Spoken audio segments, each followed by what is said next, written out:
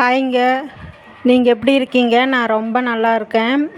இன்றைக்கி என்ன வீடியோனாக்கா, இன்றைக்கி சத்தாபரணம் ஆடி 18. அதனால் சத்தாபரணம் விட்ருந்தாங்க ஞாயிற்றுக்கிழமை. அதனுடைய வீடியோ தான். ஃபஸ்ட் டைம் இந்த இது டான்ஸ் ஆடிக்கிட்டு வேஷம் போட்டுக்கிட்டு டான்ஸ் ஆடிக்கிட்டு வராங்க. அதனுடைய வீடியோ தான் இது. கொஞ்சம் கிளிப் தான்.